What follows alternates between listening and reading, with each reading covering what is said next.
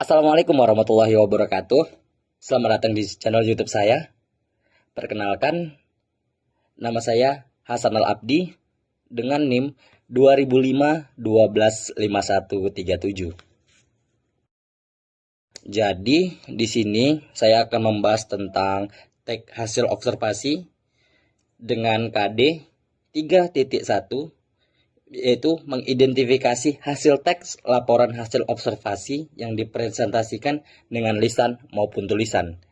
Selanjutnya, dengan KD 4.1, menginterpretasi isi teks laporan hasil observasi berdasarkan interpretasi baik secara lisan maupun tulisan. Jadi di sini saya akan membahas tentang teks hasil observasi yang dimana yang kita pelajari ketika kita duduk di bangku SMA sederajat.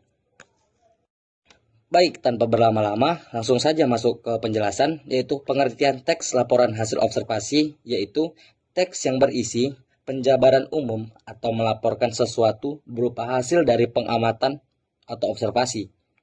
Teks laporan observasi juga disebut teks klasifikasi karena memuat klasifikasi mengenai jenis-jenis sesuatu berdasarkan kriteria tertentu.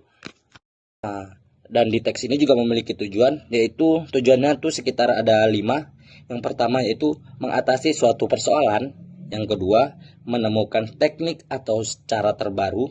Yang ketiga, mengambil keputusan yang lebih efektif.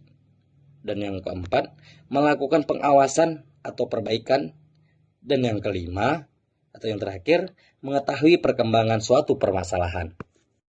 Dan di teks hasil observasi ini juga memiliki beberapa fungsi, yaitu fungsi yang pertama, melaporkan tanggung jawab sebuah tugas dan kegiatan pengamatan. Yang kedua, menjelaskan dasar penyusunan, kebijaksanaan, keputusan, atau pemecahan masalah dalam pengamatan. Yang ketiga yaitu sarana untuk pendokumentasian. Dan yang keempat, sebagai sumber informasi yang sangat terpercaya. Dan tidak lupa juga, di teks hasil observasi ini juga memiliki beberapa ciri-cirinya. Yang pertama yaitu bersifat objektif, global, dan universal. Yang kedua, objek yang akan dibicarakan atau dibahas adalah objek tunggal. Yang ketiga, ditulis secara lengkap dan sempurna. Yang keempat, ditulis berdasarkan fakta sesuai dengan pengamatan yang telah dilakukan.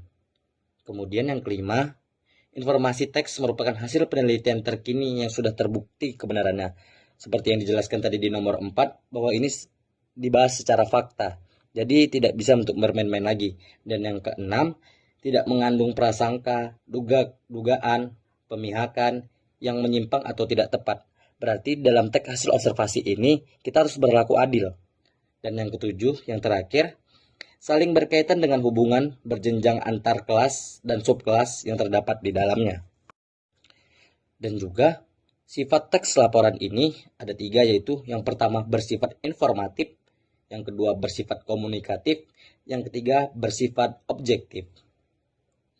Dan juga di dalam teks hasil observasi ini juga memiliki struktur. Ada 2 struktur di dalam teks hasil observasi ini, yaitu yang pertama ialah pernyataan umum atau klasifikasi yang merupakan pembuka atau pengantar mengenai hal yang dilaporkan. Di tahap ini akan disampaikan bahwa benda-benda di dunia bisa diklasifikasikan berdasarkan kriteria persamaan dan perbedaan. Dan yang kedua, yaitu ada anggota atau aspek yang dilaporkan, merupakan bahasan atau rincian tentang objek yang akan diamati. Oke, kita masuk ke bagian yang terakhir, yaitu yang dimana saya akan memberikan langkah-langkah menyusun teks laporan hasil observasi, yang dimana yang pertama yaitu membuat judul laporan sesuai dengan pengamatan yang telah dilakukan oleh rekan-rekan ketika ingin membuat laporan hasil observasi. Yang kedua, membuat kerangka teks yang condong ke pembuatan gagasan utama sesuai dengan hasil pengamatan tersebut. Yang ketiga yaitu menyusun teks berdasarkan gagasan utama yang telah dibuat, diawali dengan paragraf, pernyataan umum, lalu ke bagian isi. Setelah membuat klasifikasi secara umum, langkah berikutnya yaitu menjabarkan klasifikasi tersebut berdasarkan hasil pengamatan rekan-rekan. Dan yang terakhir atau yang keempat, meneliti kembali hasil penulisan teks. Jika ada kalimat yang janggal atau salah penulisan, typo, dan yang lain-lain, segera perbaiki. Dan di sini juga rekan-rekan bisa meminta bantuan orang lain untuk mengevaluasi hasil dari teks yang telah rekan buat tersebut. Jika rekan-rekan membuat teks hasil laporan observasi ini,